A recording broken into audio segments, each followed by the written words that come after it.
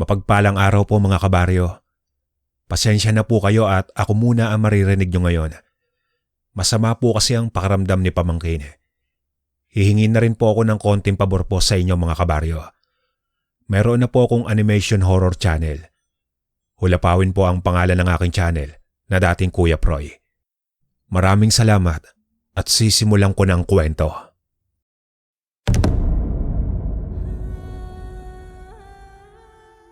Ang kwentong ito ay hango sa totoong buhay. Karanasan ito ni Ingo. Taong 1965. Samar.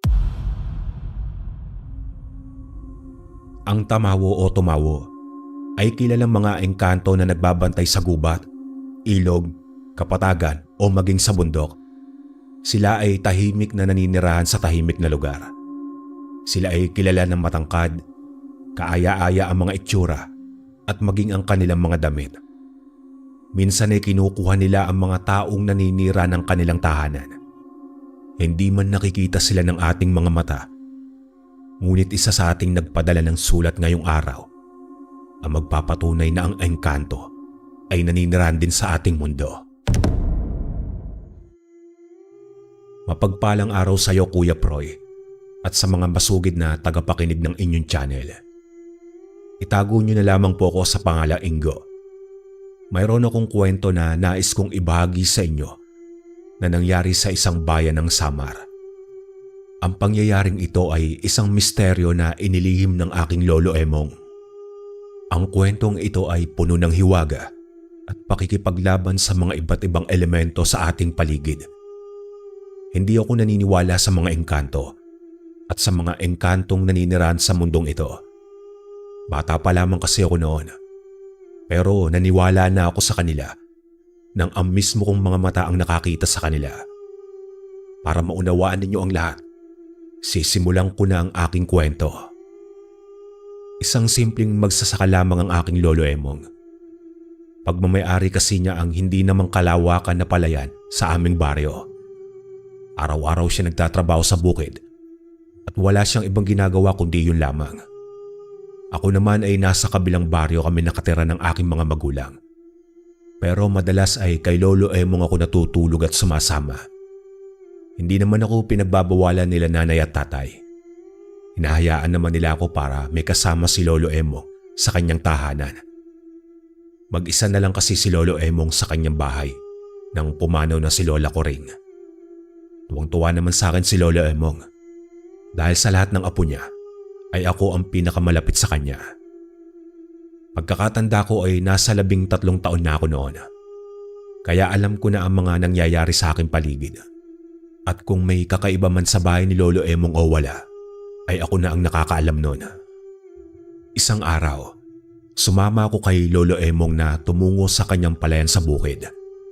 Sinama naman ako ni Lolo para daw may kasama naman siya sa pagtatanim ng palay.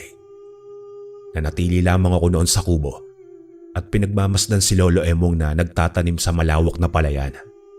Minsan ay ako naman ang nagdadala ng bini sa kanya para isaboy niya iyon sa taniman ng palay. Nasa pilapil lang din ako at pinapanood ko si Lolo Emong. Apo, diyan ka lang sa may pilapil. Huwag ka nang tumungo rito at malapot ang lupa. Baka madumihan ka pa at wala tayong baon na damit. Opo, Lolo Emong. Hindi naman po ako umalis dito. Hintay na lang po kitang matapos. Mabuti kung ganoon. Saka sumilong ka na sa puno ng bayabas o ng saging. Huwag kang magpapainit. Ang tirik ng sikat ng araw. Masusunod po, Lolo Emong. Narinig ko na lang na tumawa si Lolo sa sinabi ko. Hinintay ko na lang siyang matapos hanggang sa kumain na nga kami ng tanghalian. At pagdating ng hapon, ay sumama ako sa kanya para painumin niya ng tubig ang kalabaw niyang si Bangkaw.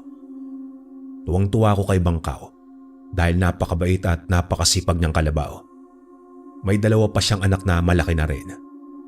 Noong nasa ilog na kami, nang maisipan kong umupo sa isang napakalaking bato, habang si Lolo Emong naman ay abala sa pagpapainom sa kalabaw.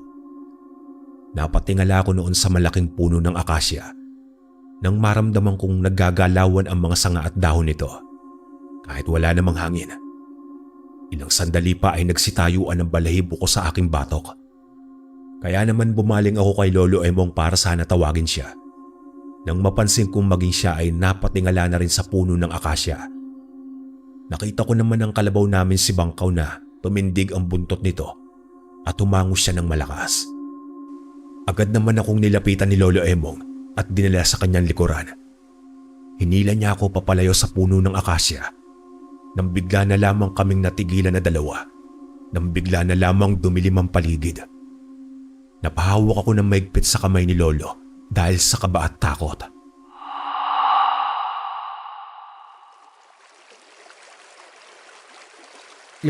Lolo? Ano po ang nangyayari? Bakit umiiba ang paligid? Bakit po naggagalawan ang mga sanga ng puno ng akasya at ng mga dahon? Bakit bigla na lang dumilim din po ang paligid? Kumalma ka lang, Apo. Walang mangyayari sa iyong masama. Malalaman mo rin mamaya kung ano ang nangyayari. Mukhang narito na ang mga kaibigan ko para sa misyon na ibibigay nila sa akin. Oh, sinong kaibigan po, Lolo? May nakatira po ba rito sa gubat na ito? Bakit wala naman akong nakita na bahay po kanina? Hindi tao ang kaibigan ko, Ingo, Apo, kundi isang tamawong engkanto. Napalunok ako ng malalim sa narinig na iyon mula kay Lolo Emong. Naririnig ko ang mga engkanto mula sa kanya dahil madalas siya magkwento tungkol sa mga ito. Pero hindi ko akalain sa mga sandali na iyon na totoo pala ang mga kwento niya sa akin. Kaagad naman akong nagtago sa likod ni Lolo Emong nang makakita ko ng liwanag mula sa malaking puno ng akasya sa may tabi ng ilog. Kitang-kita ko ang paglitaw ng isang lalaking engkanto na napakatangkad. May maputing balat at magandang kasuotan. Napakakintab ng kulay ng suot niya na kulay ginto at puti. Mayroon siyang matulis na tenga, mahaba ang kanyang buhok at napakagandang mata na kulay berde. Tinignan niya si Lolo Emong at maging ako na nakasilip mula sa likod ni Lolo. Muli niyang tinignan si Lolo Emong. Tapos ay yumuko habang nakalagay ang kanan nitong kamay sa dibdib. Kaibigang Okano, ikinagagalok kong muli kang makita sa pagkakataong ito. Ano ang iyong kailangan at nagpakita ka sa akin? Ikinagagalak ko ring muli kang makita, kaibigan kong Emong. Hayaan mo kong magpakilala sa iyong apo na si Ingo. Ngunit kaibigan, ngayon ka pa lamang niya nakita. Nakikita mo naman na natatakot siya sa iyo. Hayaan mo, sa una lang naman iyan. Binalingan ako ni Lolo Emong nang marinig niya ang sinabi ng engkanto. Tinanguan ako ni Lolo at hinila niya ako para makaharap ko ng tuluyan ang kaibigan niyang si Okano. Sa mga oras na iyon, nanginginig pa rin ako sa takot. Yun ang unang pagkakataon na makakita ako ng kakaibang nilalang. Kaya naman hindi mawala sa akin na makaramdam ng takot na baka may gawin itong masama sa akin. Pero mabilis ko rin naman iyong iwinaglit sa aking isipan dahil kasama ko naman ang aking Lolo Emong. Kaya matapang kong hinarap ang engkanto na si Okano. Ako si Okano, ang pinuno ng mga tamawo o engkanto rito sa gubat. Matagal ko ng kaibigan ng iyong Lolo Emong. Binabantayan namin siya at kayo ng pamilya niya. Maging ang kanyang palayan ay kami ang nagbabantay para panatilihin itong masagana. Ako naman po si Ingo. Salamat po sa pagbabantay sa aking Lolo Emong. Walang anuman, Ingo. Pasensya ka na sa biglaan kong pagpapakita sa inyong dalawa. Wala naman akong gagawing masama sa inyo. Nais ko lamang makausap kayong maglolo tungkol sa isang bagay.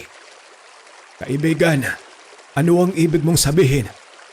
Ito ba ay tungkol sa pagpapahanap mo sa akin ng bagong tagapangalaga na mutya mo? Pasensya ka na, pero ayaw tanggapin ng aking anak na panganay ang tungkulin. Isa pa, wala rin akong makitang ibang tao na karapat-dapat kong pagpasahan ng mutya ng tamawo. Hindi mo na kailangan pang hanapin siya, kaibigang Emong, sapagkat nasa harapan na natin siya. Ano? Ang ibig mo bang sabihin ang aking apo? Ganoon na nga, Emong. Siya ang pinili kong susunod na tagapagmana ng aking mutya. Bukod doon, ipapamana ko rin sa kanya ang isang makapangyarihang punyal na ilang dekada ko nang pinaghahandaan para ibigay mo sa kanya sa muli nating pagkikitang ito. Itinaas ni Okano ang kanyang kamay. Isang liwanag ang bumungad sa amin ni Lolo Emong. At nang mawala iyon, isang punyal na kulay pula ang naiwan sa kanyang kamay. Lumapit siya kay Lolo Emong at ibinigay niya iyon.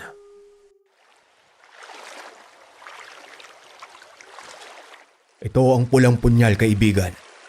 Ang sandatang gagamitin ng iyong apo na si Ingo upang labanan ng kasamaan. Kinakailangan niya ito sa kanyang tungkulin upang paslangin ang mga masasamang nilalang tulad ng mga aswang. Ngunit kaibigang Okano, paano niya magagawa ang tungkulin? Bata pa ang aking apo. Wala pa siyang alam sa mga bagay-bagay. Ayaw ko siyang mapahamak. Paano niya lalabanan ang mga aswang kung ganito lamang siya kaliit? Huwag kang mag-alala, aking kaibigang Emong. Hindi nag-iisa ang iyong apo na si Ingo. Nandito ako. Kami ng mga kasamaang kong tamawo para gabayan siya at tulungan sa kanyang misyon. Tulad mo, alam ko na magagawa niya rin ang tungkulin niya at may pagpapatuloy niya ang iyong laban na nasimulan. Alam ko rin na hindi mo siya pababayaan at tuturuan mo siya bago dumating ang araw na handa mo nang ipasa sa kanya ang mutya. Huwag mo lang kakalimutan na ibigay sa kanya ang punyal. Kung ganoon, kaibigang Okano, buo na pala ang pasya ninyo.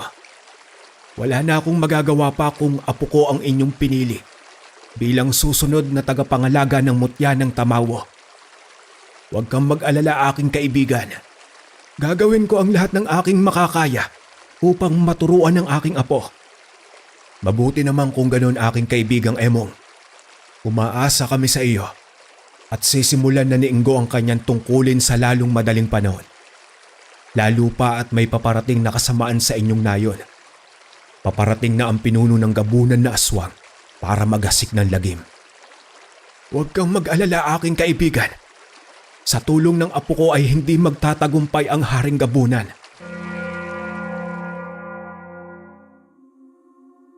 Rinig na rinig ko ang lahat ng pinag-usapan ni Lolo Emong at ng Tamawo na si Okano. Lahat ng mga iyon ay nauunawaan ko. Hindi ko lang inaasahan sa mga sandaling iyon na ako pala ang susunod na pagpapasahan ng mutya. Ngunit hindi ko pa rin lubosang maunawaan noon ang lahat at naguguluhan pa rin ako. Noong nagpaalam na si Okano kay Lolo Emong, ay agad na itinago ni Lolo ang punyal sa kanyang bewang. Pagkatapos noon ay hinila na niya ako at ang kalabaw namin paalis sa parte ng gubat na iyon. Pagkarating namin sa palayan, tinali niya sa bandang kapatagan ng kalabaw para makakain ito ng damo. Ako naman ay hinila ni Lolo Emong papasok sa kubo. Noong magkaharap na kami ni Lolo, hindi ko na napigilan ng sarili kong magtanong tungkol sa nangyari kanina. Ipinaliwanag naman sa akin lahat ni Lolo Emong. Simula sa kanyang pagiging isang antingero at kung paano niya nakilala ang Tamawo na si Okano. Ipinaliwanag niya rin sa akin na kinakailangan niyang ipasa sa susunod na tagapangalaga ng mutya ang mutya ng Tamawo. Ingo, apo. Kinakailangan kong gawin ito. Mahina na ako at wala ng lakas pa para labanan ang mga masasamang nilalang tulad ng mga aswang. Kailangan nang ipasa ang mutya sa bagong tagapangalaga para ipagpatuloy ang tungkulin ko na tapusin ang kasamaan at ipagtanggol ang mga taong nangangailangan ng tulong. At ikaw, apo, ikaw ang pinili ng aking kaibigan na si Okano. Subalit hindi ko lubos maisip kung kakayanin mo gayong napakabata mo pa. Kung ito po ang marapat na gawin, Lolo Emong, gagawin ko po. Isang karangalan po na ipagpatuloy ang inyong nasimulan. Turuan niyo lang po ako at ako na po ang bahala. Gabayan niyo lang po ako, Lolo Emong. Gusto ko pong maging katulad ninyo. Gusto ko rin makatulong sa ating kapwa. Kaya tinatanggap ko ang tungkulin na ipapasa mo sa akin, Lolo Emong. Sigurado ka ba, apo? Oras na tinanggap mo ang tungkulin mo. wala nang atrasan pa. Sigurado ka bang handa ka at hindi ka natatakot? Handa mo bang harapin ang mga aswang at ibang nilalang? Opo, Lolo Emong. Kakayanin ko po. Gagawin ko ang lahat para matalo ang Haring Gabunan na iyon. Kung ganoon, bukas na bukas din ay magsisimula na tayo sa pag-eensayo. Ihanda mo ang iyong katawan, damdamin at isip, apo. Lahat ng ito ay ating gagamitin bukas sa ating ensayo. Tumango naman ako kay Lolo Emong bilang pagsang-ayon sa sinabi niya. Hindi na rin ako makapaghintay sa mga sandaling iyon sa magiging ensayo namin ng aking Lolo Emong. Ewan ko ba at sa mga sandaling iyon kung bakit malakas ang loob ko. Parang gustong gusto kong makatulong sa aking kapwa, kaya kaunti lang natakot ang naramdaman ko. Simula noon ay araw-araw na akong tinutulungan na mag-ensayo ni Lolo Emong. Tinulungan niya ako kung paano makipaglaban at gamitin ang punyal na bigay sa akin ni Okano. Ang lahat ng mga orasyon at dasal ay itinuro din sa akin ni Lolo Emong. Hanggang sa dumating na nga ang araw ng pagpapasa sa akin ng mutya ni Lolo Emong. Isinuot niya sa akin ang kwintas na mutya ng tamawo. Pagkatapos noon ay dinasalan niya ako at nagsagawa siya ng ritual. Naroon din sila Okano noon at ang iba pang mga tamawo sa labas ng bahay ni Lolo Emong para magbigay ng pugay sa akin. Makaraan ng ilang araw ay nagsimula na rin manghina si Lolo Emong. Pero sabi niya ay normal lang daw iyon dahil naipasa na niya sa akin ang mutya. Hanggang isang gabi noon, habang abala kami ni Lolo Emong, nang dumating si Okano at ang ilan niya mga kasamang tamawo. Sinundo nila ako para sabihin sa akin ang una kong misyon ng gabing iyon. Pasensya ka na, aking kaibigan. Ngunit kinakailangan mong pigilan ng isang aswang na si Umok bago pa siya makapatay ng mga inosenteng tao. Kung ganoon ay isama niyo ang aking apo at dalhin niyo siya sa kanyang unang misyon. Sasama na rin ako sa laban na ito. Lolo Emong, wag na po. Ako na po ang bahala. Ayoko pong mapahamak kayo. Isa pa ay kasama ko naman si kaibigang Okano. Alam ko na hindi nila po ako pababayaan. Sa huli ay hindi na nagpumilit pa si Lolo Emong. Pumayag naman siya sa kagustuhan kong mangyari at ni Okano. Hinanda ko ang aking punyal at dinasalan ako ni Lolo bago ako lumabas ng aming bahay. Wala na rin kaming hinintay pa na pagkakataon ng aking kaibigan na si Okano. At mabilis kaming tumungo sa bahay ng aswang na tinutukoy niya. Subalit natigil kami sa hindi kalayuan nang makita namin ang mga grupo ng kalalakihan. Nasa labas ng bahay ang mga ito ng aswang na halos sa bilang mga 20. Napalingon naman ako kay Okano at hinihintay siyang magsalita. Nagtatanong ang mga mata kong nakatitig sa kanya. Hindi ko akalain na pinaghahandaan ng aswang ang paglusob namin. Ito na ba talaga ang tamang oras na lusobin sila, kaibigang Okano? Oo, aking kaibigan. Ngayon na ang tamang oras. Naghahasik na sila ng lagim. Hindi natin nahayaan na magtagumpay sila. Kung ganun ay nakahanda na akong harapin sila. Paparating na, kaibigang Ingo. Handa ka na ba? Nakahanda na ako, kaibigang Okano. Hindi ko hayaan na matalo tayo.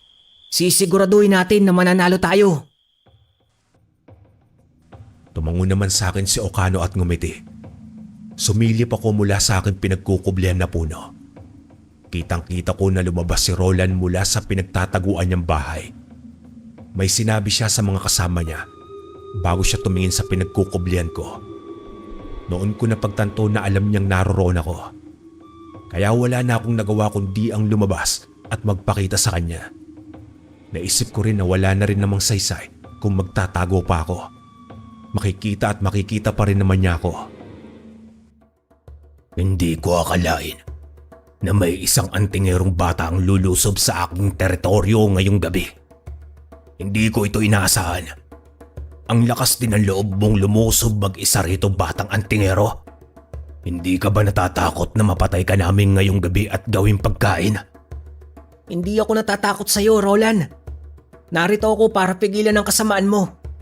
Hindi ako makapapayag na may mga inosente ka pang tao na biktimahin. Hindi ko yun hahayaan na mangyari. Kakalabanin kita para hindi ka magtagumpay. Huwag kang masyadong pakampante, bata. Baka mamaya ay mapatumba kita ng wala sa oras. Kaya habang may pagkakataon ka pa, umalis ka na. Hindi ako aalis hanggat hindi ko nasisiguro na mapatumba ka. Kung ganoon, wala na akong magagawa kundi ang kalabanin ka. Biglang sumugod patungo sa aking kinaroroonan si Roland. Hinanda ko ang aking sarili at nag-usal ako ng dasal.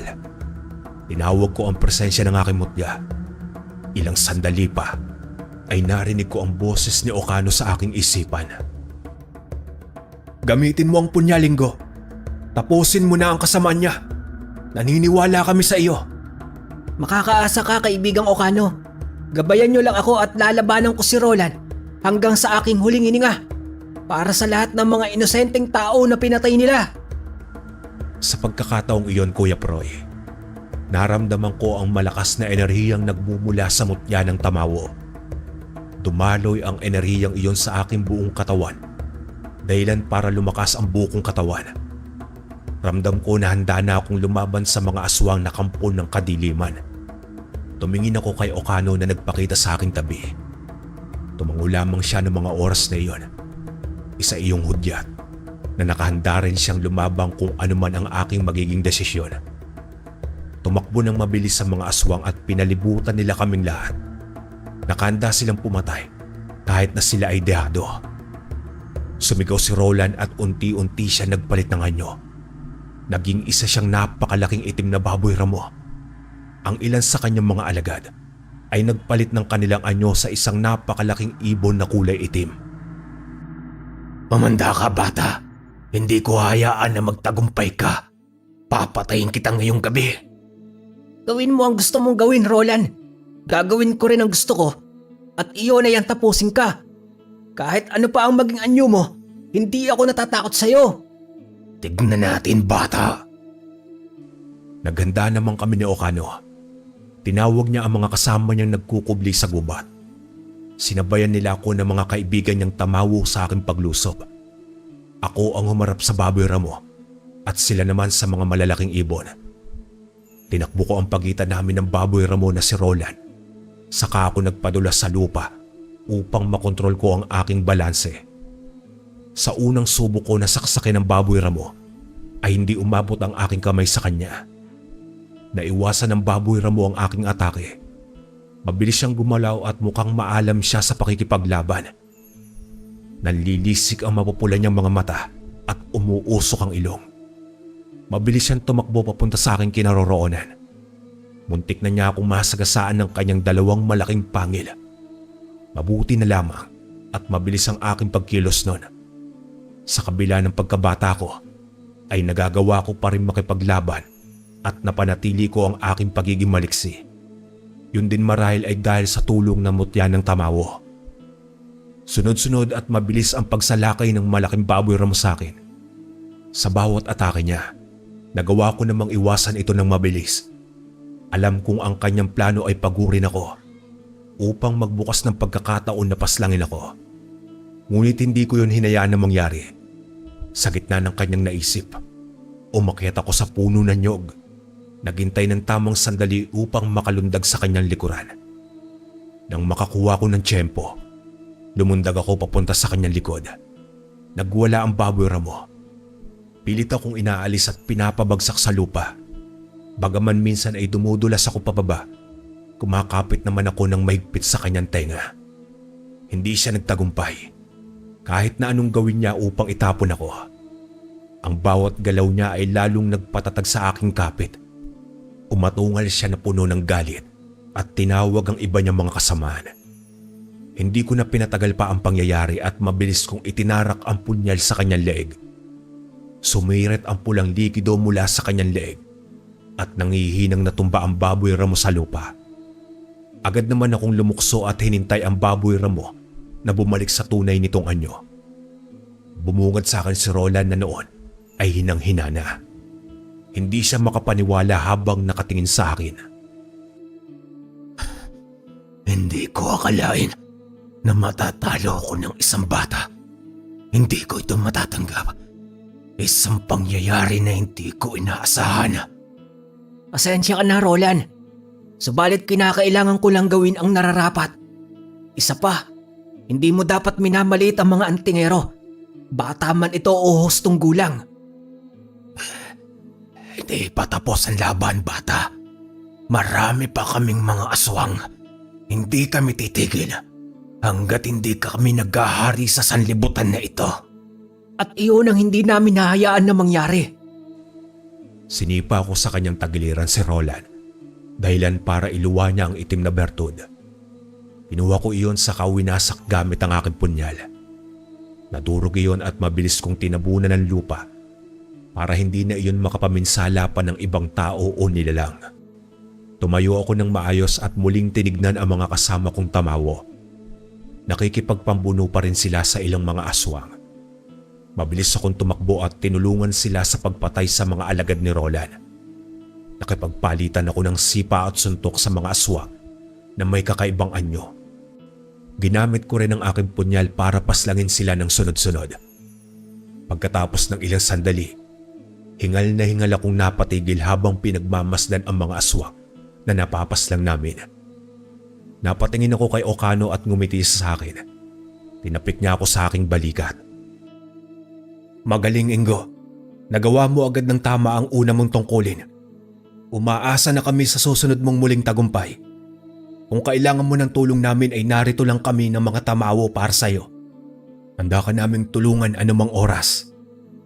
Maraming salamat sa tulong ninyo, kaibigang Okano.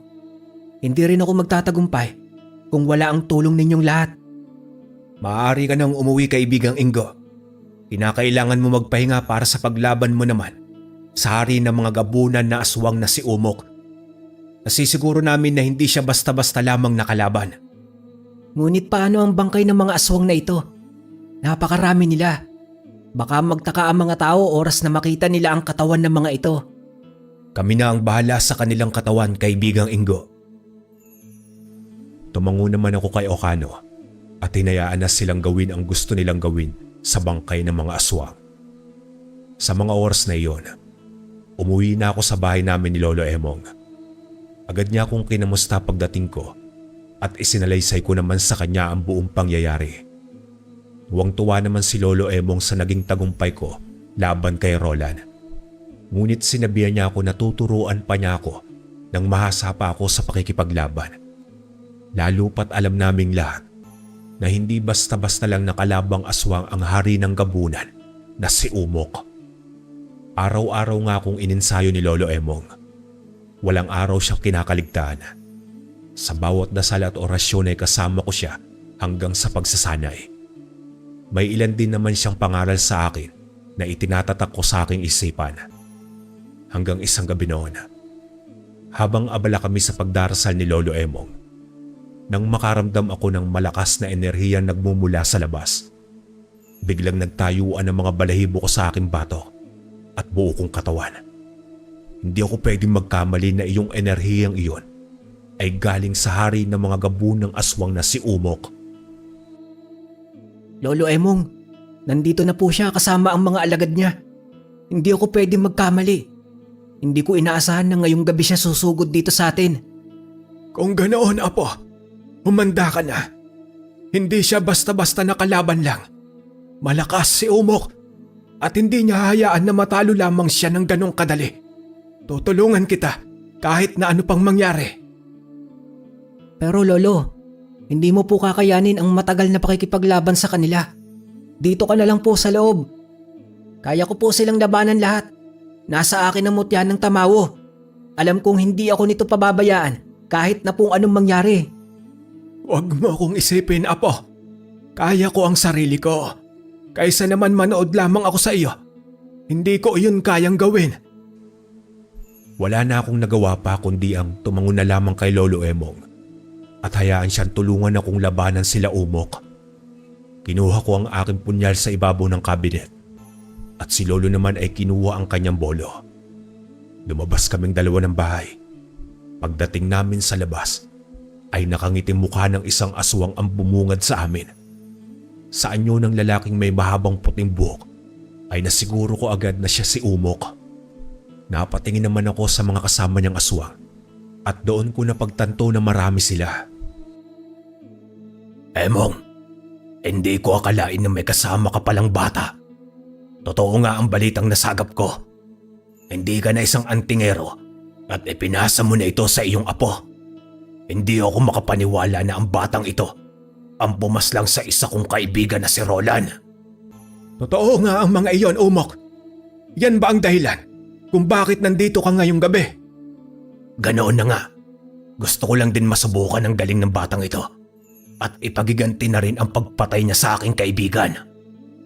Pasensya ka na, Umok. Ngunit nararapat lamang iyon sa kaibigan mo dahil marami siyang pinaslang ng mga tao. Kaya kung ayaw mong matulad sa kanya ay umalis na kayo at huwag nang gumambala pa. Sa tingin mo ba ay makikinig ako sa mga sinabi mo? Wes, hindi. Hindi ako papayag sa gusto mong mangyari. Wala pang sino ang nakapag-utos sa akin sa dapat kong gawin.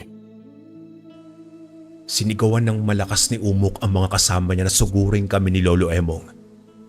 Agad ko namang hinawakan ang aking punyal at humanda sa atake ng mga kampon ni Umok. Mabilis silang sumugod patungo sa amin habang nagpapalit ng kanilang mga anyo sa pagiging aswang. Maitim ang kanilang buong katawan na parang naligo sa langis. Mapupula ang mga mata, matutulis ang mga ngipin at mga kuko. Tapos ay mabibilis kong kumilos. Ang dalawang aswang na sumugod sa amin ni Lolo ay agad kong sinipa at sinuntok sa kanilang mga muka. Sa lakas ng pagkakasipa ko ay tumilapon sila sa aming bakuran. Ang isa naman na umatake ay sinaksak ko sa kanyang dibdib gamit ang aking punyal. Si Lolo Emong naman ay mabilis din ang kilos at nagagawa niyang iwasan ang atake ng mga aswang sa kabila ng kanyang panghihina. Hindi ako umaalis sa tabi niya para maprotektahan ko siya sa mga aswang. Noong nalingat ako dahil sa isang aswang na sumalakay sa akin, sinipa naman ako ng isa sa aking likuran, dahilan para tumilapon ako sa may kakahuyan.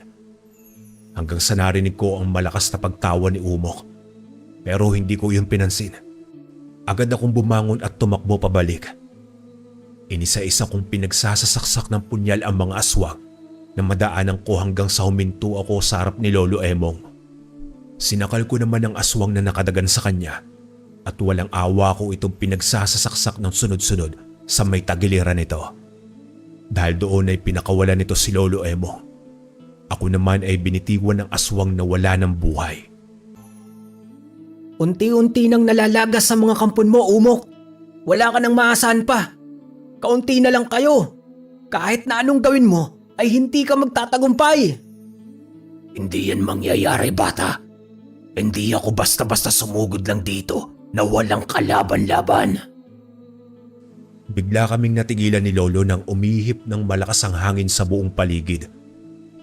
Natanaw ko ang isang ilaw na maliit na nagmumula sa kagubatan at mula roon ay lumitaw si Okano at ang iba pang mga tamawo. Lumikha sila ng malakas na hangin patungo sa mga kampon ni Umok. Ginuha ko ang pagkakataon na iyon para saksakin ng mga aswang gamit ang aking punyal. Ilang sandali pa ay naramdaman ko ang panghihina ng aking katawan dahil sa matinding laban. Napasandal ako sa isang puno ng kahoy na naroon upang makabawi ng lakas. Butil-butil na ang pawis na namuo sa aking noo. Habol ko ang aking hininga habang pinagmamasdan ang mga aswang na natitira sa paligid. At maging si Lolo Emong nanghihina na rin, pero patuloy pa rin sa pakikipaglaban sa mga aswang. Napatingin ako sa aking punyal na hawak. Kinakailangan kong lumaban hanggang sa aking huling hininga para pangalagaan at protektahan ang mga tao sa baryo at nayo na yon. Tumayo ako ng tuwid nang nabawi ko na ang aking lakas. Akma na sana akong tatakbo pabalik sa kinaroroonan ni Lolo Emong. Nang bigla na lamang akong nakaramdam ng malakas na pagampas sa aking ulo. Nahilo ako saglit at iyon ang dahilan kung bakit bigla na lamang akong bumagsak sa lupa. At unti-unti na nananlabo ang aking paningin at nawalan ako ng malay. Hanggang sa nagising na lang ako dahil sa ingay na aking naririnig sa paligid. Sa hinuha ko ay nagtatawanan ng mga ito at may pinag-uusapan na mahalagang bagay. Malabo pa ang paligid noong imulat ko ang aking mga mata. Sinubukan kong tumayo at igalaw ang aking mga kamay, subalit hindi ko ito maigalaw. Noon ko nalaman na nakatali ang aking mga kamay at maging ang aking mga paa. Ipinikit kong muli ang aking mga mata at saka nagmulat. Noon ay malinaw na sa akin ang buong paligid. Sa isang kamalig ako nakatali sa isang haligi. Napapalibutan ako ng mga kalalakihan at kababaihan na sa hinuha ko ay nasa edad 40 hanggang 50. Naramdaman ko ang kanilang masamang aura. Nakita ko naman si Umok na nakadungaw sa akin. Nanlilisik ang mga mata nitong nakatingin sa akin. Tumawa siya ng pagkalakas-lakas at tinawag ang mga kasamahan. Sa wakas at gising ka na, bata. Alam mo bang kay tagal kong hinintay ang pagkakataong ito para patayin ka? Hindi ko akalain na napakadali mo palang ulihin. Na walang kaagad ng malay dahil lamang sa pagampas ko sa ulo mo. Pambira kang bata ka. Pero hanga ako sa katapangan mo. Hindi ka patas lumaban, Umok. Pakawalan mo ko rito at magharap tayong dalawa. Nang sa ganun ay masukat kung sino talaga ang malakas sa atin. Huwag kang lumaban ng nakatalikod ang kalaban mo. Duwag ka kung ganun. Hindi ako duwag. At huwag na huwag mo kung tatawaging duwag. Hari ako ng mga aswang. Isa akong gabunan kaya huwag mong maliitin ang kakayahan ko, bata. Wala ka pang halos alam sa pakikipaglaban. Bata man ako, alam ko ang kasamaan ninyong lahat. Kahit ano pa ang rason ninyo, hindi pa rin mawawala ang katotohanan na pumapatay kayo ng mga tao. Gaya mo, ginagawa ko lang ang makakaya ko para protektahan ang kapwa ko. Tumahimik ka. Balakid kayo sa plano ko ng lolo mo. Ang dapat sa inyo ay mamatay. Sinakal ako bigla ni Umok habang nanlilisik ang kanyang mga mata na nakatingin sa akin. Hinihigpitan niya iyon hanggang sa hindi ako makahinga ng maayos. Nanlaban ako at sinubukang makawala mula sa kanyang pagkakasakal. Subalit mas sinigpitan niya iyon. Tumawa silang lahat na naroon habang nagkakasiyahan. Ano bata? Mahirap ba? Nakakatakot ba ang mamatay? Bata? Tinignan ko ng masama si Umok habang nagdadasal sa aking isip para palakasin ang aking mutya. Binitiwan niya ako nang maramdaman niya ang init sa aking katawan. Umalulong siya dahil sa sobrang galit na siyang ikinangisi ko. Walang kahirap-hirap kung pinutol ang tali sa aking dalawang kamay at maging sa aking paa. Tumayo ako at hinarap siya. Umatras ng bagya si Umok at ang mga kampon niyang aswang. Ngayon, tignan natin kung hanggang saan ang yabang mo, Umok. Magharap tayo ng patas nang malaman natin kung sino ang mananalo sa huli. Linti ka.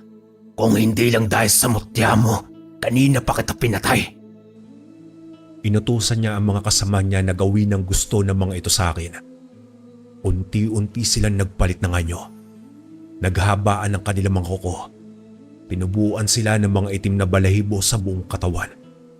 Naging matulis at matalim ang kanilang mga ngipin at mapupulang mga mata at ang mga sungay sa kanilang ulo. Hindi ako nagkamali na mga aswang silang lahat. Nagsimula silang sumugod sa akin. Mabibilis ang kanilang mga kilos, pero ang lahat ng kanilang mga atake ay naiwasan ko. Sa bilis ng aking pakiramdam ay nagawa kong pagsusuntukin at sipain ng mga kampon ni Umok. Hindi ko mahanap sa mga sandaling iyon ang aking punyal, kung kaya't pinulot ko na lamang ang isang kahoy na putol na naroroon at iyon ang ginawa kong sandata. Nagngingit-ngit sa galit si Umok habang nakatingin sa akin. Pinagtutulak niya ang mga kampon niya at pinagsisisigawan ang mga ito na patayin na ako. Pero sa pagkakataong iyon, wala man lang akong maramdamang takot sa kanila. Mas lumakas pa ang aking loob na kalabanin silang lahat. Mga duwag, ni hindi ninyo kayang harapin ako na nag-iisa. Sige, lumapit kayo ng sabay-sabay. Bago pa makalapit ang unang aswang, mabilis kong isinagawa ang orasyon para sa aking mutya. Ramdam ko ang init mula sa aking katawan na unti-unting bumabalot sa akin. Parang pinoprotektahan ako noon mula sa mga atake ng mga aswang. Ang unang aswang ay sumugod. gamit ang mahaba at matulis na mangkoko para saksakin ako sa tagiliran. Agad kong iniwasan ang atake niya. Mabilis ko na bang itinusok sa kanya ang dulo ng sanga ng punong kahoy. Tagos ang dulo ng sanga sa kanyang likuran. Dahilan para sumuka siya ng dugo. Bumagsak ito sa lupa. Nangingisay at inaagawan na ng buhay. Umatras ang iba niyang mga kasama. Nararamdaman ko ang kanilang takot para sa akin ng mga sandaling iyon. Huwag kayong magpadala. Patayin niyo siya. Huwag kayong matatakot. Sugurin niyo. Sunod-sunod ngang sumugod sa akin ang mga kampo ni Umok. Ngunit ang bawat galaw nila ay nahuhuli ng aking mga mata. Isa-isa kong tinatapatan ang kanilang mga atake gamit ang sanga ng puno ng kahoy. Noong makita ko na ang aking punyal ay pinulot ko iyon at ginamit ko para kalabanin silang lahat. Inisa-isa kong pinagsasasak sa mga aswang. Kitang-kita ko ang takot sa kanilang mga mata pero wala na silang nagawa. Si Umok ay tila nawawala na sa kanyang sarili. Galit na galit siyang umaalulong para tawagin pa ang karagdagang mga aswang. Ngunit hindi ko na iyon hinintay pa. Mabilis kong tinawid ang aming distansya na dalawa. Nagtagpo kami ni Umok sa gitna ng kapatagan. Humiyaw siya habang unti-unting nagpalit ng kanyang mabangis na anyo. Lumaki ang kanyang katawan na babalahibo. Humaba ang kanyang puting buhok. Lumabas ang kanyang mga matutulis na ngipin, matutulis na mga sungay at matatalim na mga kuko. Ramdam ko ang malakas niyang enerhiya ng mga sandaling iyon. Lalo na nang tignan ako ng mapupula niyang mga mata. Ngayong nakapagpalit na ako ng aking anyo, wala kang laban sa akin, bata. Tingnan na lang natin, Umok. Sa isang malakas na pagsigaw ko naman ay itinaas ko ang aking punyal. Ramdam ko ang pagdaloy ng enerhiya mula sa aking mutya ng tamawo patungo roon. Si Umok naman ay nagsimula ng tumakbo patungo sa aking direksyon. Kitang-kita ko ang galit sa kanyang mga mata. Sinangga niya ang aking punyal gamit ang dalawa niyang braso na mistulang bakal sa kapal. Ni hindi man lang tumalab ang talim ng punyal ko sa balat niya. Noong ko napagtanto na malakas nga ang hari ng gabu ng aswang. Hindi ko inaasahan na ganong katigas ang kanyang katawan at kalakas ang kanyang puwersa. Isang malakas na suntok ang pinakawalan ni Umok sa aking pisngi. Dahilan para liparin ako patungo sa kakahuyan. Pero baliwala ang suntok niyang iyon sa tulong ng aking mutya. Nagawa ko pa rin tumayo sa kabila ng atake niya. Ano na, bata? Sumuko ka na lang. Kitang-kita naman na wala kang laban sa lakas ko at kapangyarihan. Walang laban ng isang batang tulad mo sa isang tulad ko. Hindi yun mangyayari. Hindi ako susuko. Kung gagawin ko iyon, parang sinabi ko na rin na mahina ako at duwag. Kaya lalabanan kita kahit gaano ka pa kalakas. Wala kang utak. Pinapahirapan mo pang sarili mo. Kung yan ang gusto mo, pagbibigyan kita, bata. Ipapadala kita sa impyerno. Mabilis na tinawid ni Umok ang distansya naming dalawa at muli niya akong sinipa at sinuntok. Pakiramdam ko ay lumuluwa ang aking mga mata sa lakas ng pagkakasuntok at pagkakasipa niya ng mga sandaling iyon. Pero dahil sa tulong ng aking mutya na tamawo, ay nakayanan ko ang lakas niya. Hanggang sa napasandal ako sa isang puno matapos akong itulak ni Umok. Ramdam ko ang bigat ng bawat hampas niya at sipa niya.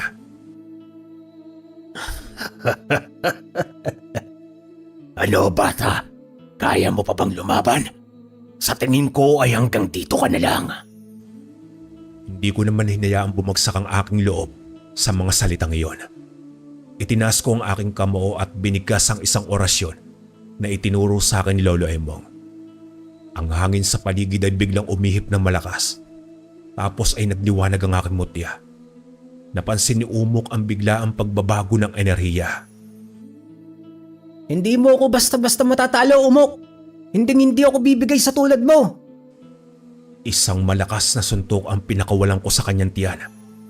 Umalingaw-ngaw ang tunog ng suntok na iyon at nakita kong napaatras si Umok. Hindi makapaniwala na nagawa ko siyang suntukin ng ganoong kalakas. Di niya marahil inaasahan ang atake na iyon mula sa batang tulad ko. Paano mo? Paano mo nagawa yon? Isa ka lamang bata. Salit mong yan. Ha? Ang mutya ang may gawa niyan sa'yo? Pambira. Hindi ka pa ba natututo, Umok? Ang taglay kong mutya ay higit pa sa iyong inaasahan. Hindi ako pababayaan ng aking mutya. Kahit na ano ang mangyari. Hindi ka namin hahayaan na magtagumpay. Habang bumabangon si Umok mula sa pagkakaatras, tumawa siya ng malakas na para bang isang nakakatawang sinabi ko. Hindi na siya naghintay ng pagkakataon at muli na naman niya akong sinugod. Sunod-sunod ang suntok na pinakawalan niya kung saan naiiwasan ko naman iyon. Umikot ako patungo sa kanyang likuran at agad kong sinipa ang kanyang dalawang binti.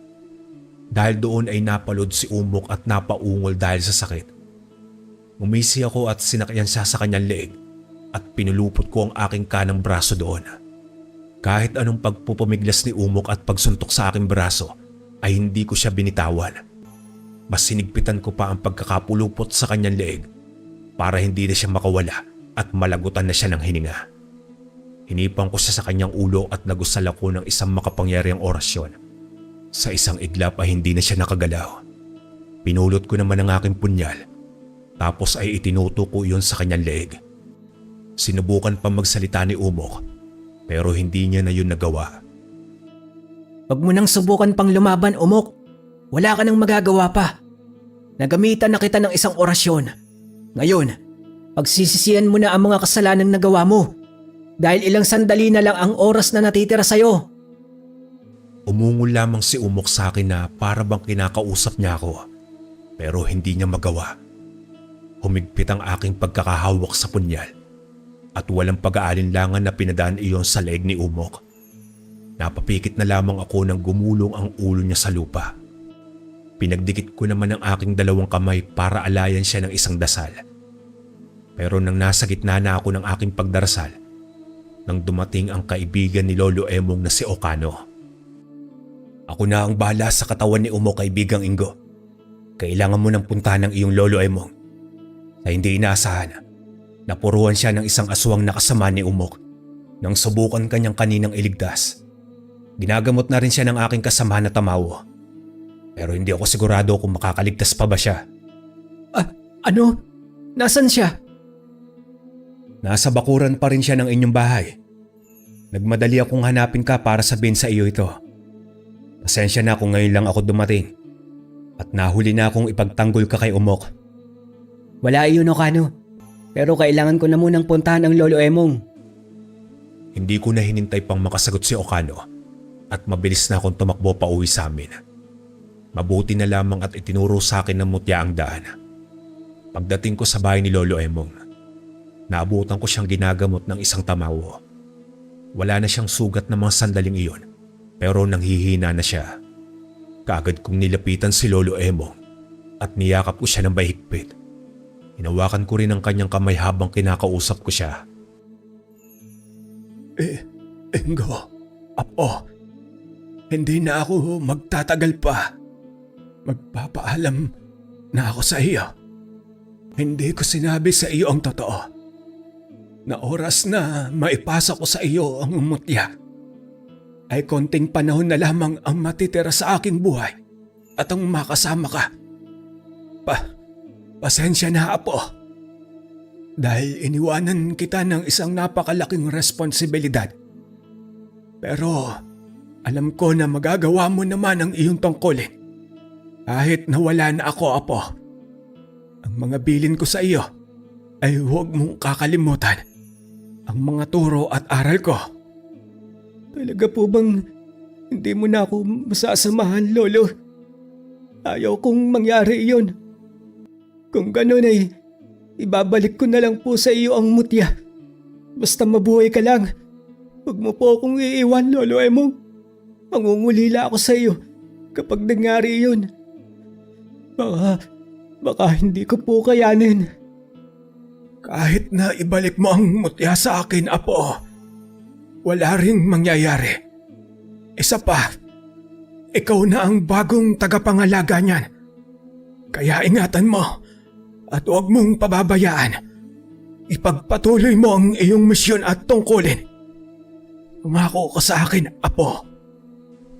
Kahit masakit na mawala si Lolo Emong at mangako sa kanya ng ganoon, ay tumangulang din ako sa kanya. Sa mga sandaling iyon, unti-unti ko nang tinanggap na hanggang doon na lamang ang pagsasama naming dalawa ni Lolo Emong. Niyakap ko pa siya ng mahigpit at natitigan ng ilang minuto bago siya ngumiti sa akin. Tapos ay tuluyan nang namaalam. Labis-labis ang pag-iyak ko noon at ang pagtawag sa kanyang pangalan. Nanatili akong ganoon hanggang sa dumating si Okano. Humingi siya ng tawad sa akin sa hindi pagsasabi ng totoo. Wala kang kasalanan, kaibigang Okano. Marahil ay ayaw lang ipaalam sa akin ni Lolo Emong ang katotohanan. Pero hindi ko tatanggihan ang tungkulin na binigay niya sa akin. Nang gabing iyon ay tumungo naman ako sa bahay ng aking mga magulang at sinabi sa kanila na wala na si Lolo Emong. Isinalaysay ko sa kanila ang lahat at hindi sila makapaniwala sa kanilang mga narinig. Pero kalaunan ay naunawaan din nila ang nangyari. Inilibing si Lolo Emong pagkatapos ng 4 na araw na lamay. Maraming nakiramay sa amin sa pagkawala ni Lolo Emong. Mga taong kanyang natulungan. Noong nailibing na siya ay halos ayaw kong umalis sa sementeryo. Parang wala na akong saysay na mabuhay rin. Pero mabuti na lamang at naroon ang aking mga magulang para pasayahin ako at handang damayan. Hanggang isang gabi noon pagkatapos na ilibing si Lolo Emong. Nasa bahay kami ng aking mga magulang. Nang makarinig ako ng kaluskos mula sa labas. Tumayo si nanay at tatay para kumuha ng asin at bawang. Ako naman ay tumungo sa aking silid para kunin ang aking punyal na bigay sa akin ni Lolo. Hinawakan ko ang mutya ng tamawo bago ako lumabas ng aking silid. Nagtaka pa si nanay at tatay sa ikinilos ko. Pero sinabi ko sa kanila na ako ang bahalang haharap sa aswang na nasa labas. Labis ang pagkagulat nilang dalawa sa akin. Sinubukan pa nila akong pigilan. Ngunit nanaig ang kagustuhan kong ipagpatuloy ang misyon at tungkulin na iniwan sa akin ni Lolo Emong. Pagkalabas ko ng bahay ay agad kong hinarap ang aswang. Noong hindi ko ito makita, ay pinakiramdaman ko kung saan ito naroroon. Hanggang sa naramdaman ko siya na nasa itaas ng puno na nasa aming bakuran. Pinalipad ko roon patungo sa kanya ang aking punyal. Narinig ko ang munting pagdaing niya nang matamaan siya nito. Magpakita ka sa akin at sabihin mo sa akin ang kailangan mo. Kung bakit ka naririto sa labas ng bahay namin at ginagambala mo ang tahimik na gabi. Salip na sagutin niya ako ay lumundag siya at hinugot ang punyal ko mula sa pagkakabaon nun sa kanyang balikat. Ngumisi ito sa akin nang masalo ko naman pabalik ang aking punyal. Walang sabi-sabi siyang bigla na lamang sumugod sa akin. Nasuntok niya agad ako sa aking muka na aking ikinabigla. Pero agad din naman akong kumilos at inatake ko rin siya pabalik. Sa kabila ng natamo niyang sugat, ay nagawa pa rin niyang makipagsabayan sa pakikipaglaban sa akin. Malakas pa rin ang nagagawa niyang suntok at sipa. Hanggang sa nagkaroon ako ng pagkakataon na sipain siya sa kanyang dibdib. Sa lakas noon ay tumilapon siya at sumadsad sa aming bakuran. Ano ang pakay mo sa akin? Magsalita ka! Muli ay hindi siya sumagot. Sa halip ay umalulong siya ng malakas sa ilalim ng buwan. Hindi ko alam kung bakit nagagalit siya. Gayong noon ko lamang siya nakita at nakausap. Umisi na naman sa akin ang aswang at mabilis na sumugod. Noong ko napagtanto na nakikipaglaro lang siya at hindi seryoso. Sinusubukang marahil nito kung hanggang saan ang kakayahan ko bilang isang batang antingero. Mabilis ang atake niyang pinakawalan. Sunod-sunod ko naman iyong sinangga. Iniiwasan ko rin ang mga atake niya. Pero sa inis ko, umusal ako ng dasal at pinalakas ang aking mutya para kalabanin siya. Sunod-sunod ang ginawa kong atake. Kung ano ang binibigay ko ay ganun din siya. Hanggang sa tuluyang ko na nga siyang nasaksak sa kanyang dibdib. Nanlaki ang mata ng aswang habang nakatingin siya sa akin. Hindi makapaniwala. Hanggang sa sumuka siya ng dugo at agad na lumod sa aking harapan. Kitang-kita ko naman sa mga mata niya ang pagkagulat at hindi makapaniwala. Hanggang sa tuluyan na nga siyang nawala ng buhay noon. Simula noon, Kuya Proy, naging isa na akong batang antingero. Ginawa ko ang lahat ng aking nasimulan na misyon at tungkulin. Nangako rin ako sa puntod ni Lolo Emong na hindi ko pababayaan ang aking mga magulang. Hanggang dito na lang po ang aking kwento, mga kalakbay. Maraming salamat.